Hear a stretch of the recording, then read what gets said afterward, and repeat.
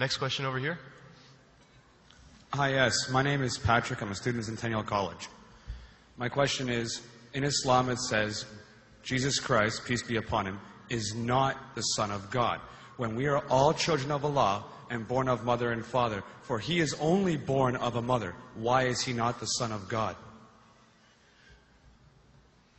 Brother Patrick asked a very good question, a very important question. He said that why in Islam is Jesus Christ, peace be upon him, not considered as Son of God? When we all are children of God, he being born of a virgin woman, all the more reason should be. See brother, if you tell we are children of God, in that way I've got no problem at all. If you read the biblical language, if you say that we are children of God and Jesus is Son of God, in that context, meaning he is person who follows the commandment of God, most verily all the messengers of God, they are sons of God. But the problem is, if someone says he is not a normal son, but he is the begotten son, then there's a problem. Because if you read the Bible have got sons, the God has got sons by the tons. If you read the Bible, Adam is son of God, Ephraim is son of God, Israel is son of God. It's mentioned in the book of Romans, chapter number 8, all those who are led by the Spirit of God, they are sons of God. That means if you follow the commandment of God, you're a son of God. I've got no problem with that phrase at all. But today, that phrase has been misunderstood. You know, for example, if a young son asks me a question, I said, Beta, son, it's a very good question. He won't mind because I'm elderly, But if I say that begotten son, that means I'm insinuating him. Maybe he'll punch me. Fine. So what do you realize? That using the phrase son of God, in the context that we are children of God, we have no problem. So in that context, all the human beings who follow the commandments of God can be called children of God. No problem. But what the Christian says, that no, Jesus Christ, peace be upon him, is not a normal son. And he quotes Gospel of John, chapter number 3, verse number 16. For God so loved the world that he gave his only begotten son. Whosoever believeth in him shall not die but have everlasting life. Correct, brother? So do you believe Jesus is the begotten son of God? I do. You believe, fine. Now this verse which I quoted, Gospel of John, chapter number 3, verse number 16, it's from King James Version. For God so loved the world that he gave his only begotten son. Whosoever believeth in him shall not die but have everlasting life. Now when you read the Revised Standard Version of the Bible, revised by Thaidu scholars, Christian scholars of the highest eminence, backed by 50 different cooperating Christian denominations, they say that this word begotten is an interpolation, it's a fabrication, it's a concoction, it's an adulteration. Who's saying? Not Muslims, not Hindus, Thaidu Christian scholars of the highest eminence in the Revised Standard Version of the Bible, they say begotten is interpolation. It's a fabrication, it's a concoction, and they're thrown out of the Bible. So if you say Jesus is Son of God, like Adam, like Ephraim, like Israel, I have no problem. The moment you say begotten, I want to ask you the question, what is the meaning of begotten? Brother, what is the meaning of begotten? Begetting is an animal act. It's the function of lower animals of sex. And when you say that he was born to Mother Mary, virgin, what are you insinuating? And if you say, because Jesus Christ, peace be upon him, is God or Son of God, because he was born to Mother Mary, Quran gives the reply in Surah Imran, chapter number 3, verse number 59. Inna masala Isa indallahi ka masala Adam. Khalaqa min turab. That when they say the similitude of Jesus in front of Allah is the same as Adam. They were born from dust and said, be and it was. If you say that Jesus Christ is God because he had no father and only mother, then Adam, peace be upon him, is a greater God. He had no mother and no father according to the Bible.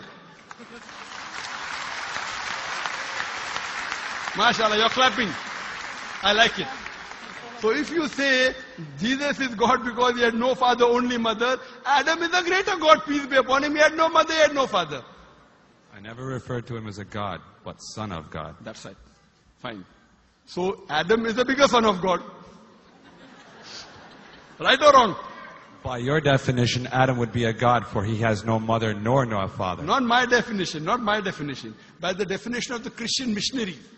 By my definition, he is a messenger of God. Because God cannot beget.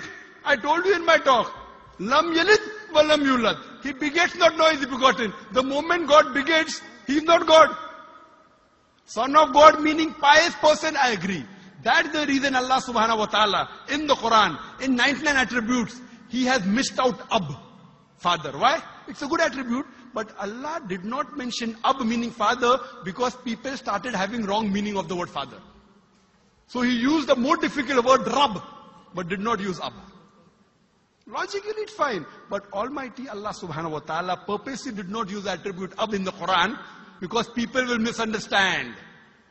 That's the reason English-wise, saying Jesus is the Son of God, meaning messenger of God, I'm with you. But the moment you say begotten Son, I have objection. So you say Jesus is a messenger of God, I say peace be upon him after his name. So I respect Jesus Christ, peace be upon him, more than you, Brother Patrick. Because when I take his name, I have to say peace be upon him. If I do not say that, I'm wrong. So I love Jesus Christ, peace be upon him, more than you. I follow his teaching more than you. And if you want, I can prove it to you. That's a different argument, not for tonight. Sorry? Sorry? That's a different argument and not for tonight. Okay, fine. I'll give you a few things. Jesus Christ, peace be upon him. Fine? If you read the Bible, he was circumcised on the 8th day. Fine? Majority of all the Muslims are circumcised, the Christians aren't. So if you say Christian means a person who follows the teachings of Jesus Christ, peace be upon him, then it's mentioned in the book of Leviticus, chapter number 11, verse number 7 to 8. It's mentioned in the book of Deuteronomy, chapter number 14, verse number 8. You should not have pork. It's mentioned in the book of Isaiah, chapter 65, verse number 2 to 5. Should not have pork. Muslims don't have pork. Most of the Christians have pork. If you read the book of Ecclesiastes, chapter number 5, verse number 18, in the book of Proverbs, chapter number 20, verse number 1, it says you should not have alcohol. Muslims as a whole don't have alcohol. Most of the Christians have alcohol. If you say Christian means a person who follows the teachings of Jesus Christ, peace be upon him, we Muslims are more Christian than the Christians themselves. We love him. We respect him. If you say, I love Jesus Christ, peace be upon him, but don't follow his teachings, your love is false. We, therefore, mashallah, I love Jesus Christ, peace be upon him, more than most of the Christians. Because I follow his teachings, I respect him, I revere him. And Jesus Christ also said, in the Gospel of John, chapter number 16, verse number 11 to 14, I have many things to say unto you, but ye cannot bear them now. For he, when the Spirit of truth shall come, he shall guide you unto all truth. He was talking about Prophet Muhammad to come. So Jesus Christ, peace be upon him, said, you have to believe in the last and final messenger, Prophet Muhammad sallallahu alaihi wasallam. So even that way I'm following Jesus Christ, peace be upon him. I believe in Prophet Muhammad. Do you believe in Prophet Muhammad as the messenger of God? I do. MashaAllah. Now you're more closer to... Allahu Akbar. Allahu Akbar. Subhanahu wa ta'ala. Now he wants to say the Shahada, and then we will move on and say, Ashhadu an la ilaha illallah, la ilaha illallah, illallah, illallah, wa ashhad an Muhammad, Rasulullah. Rasul, Allah. I'm more excited than him. Allahu Akbar. Allahu Akbar.